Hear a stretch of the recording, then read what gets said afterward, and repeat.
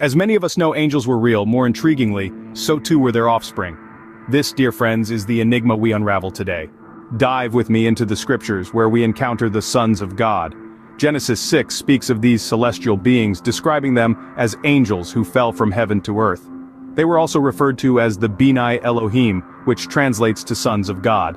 They saw the beauty of human women, took them as wives, and begat children. These offspring were not ordinary by any means. They were giants, mighty men of old, men of renown or fame. Yet, a doctrine known as the sons of Seth suggests a different perspective. It posits that these sons of God were merely human beings, specifically from the righteous line of Seth, who produced the giants. But as we delve deeper, we find evidence that challenges this claim.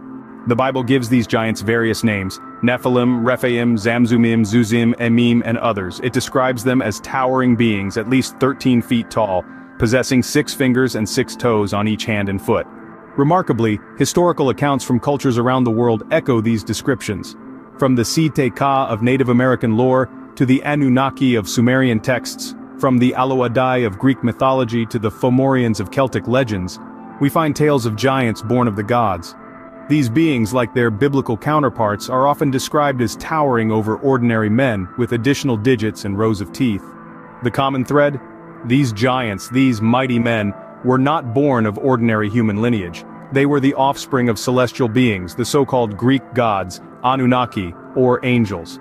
All have different names but perhaps the same identity. So we find ourselves at an intersection of biblical accounts and historical narratives.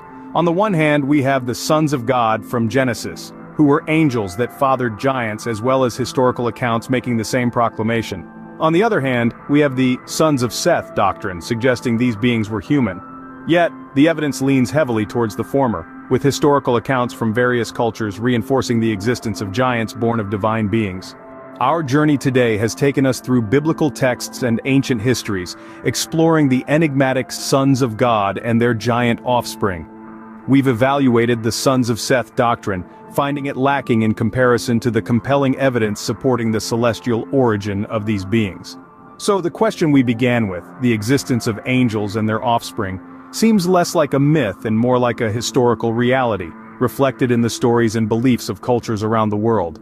The giants of old, the mighty men of renown, were not mere humans. They were something more, something of celestial origin.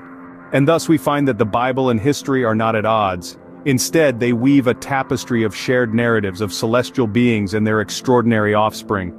The angels and their children, the giants, are not confined to the pages of the Bible.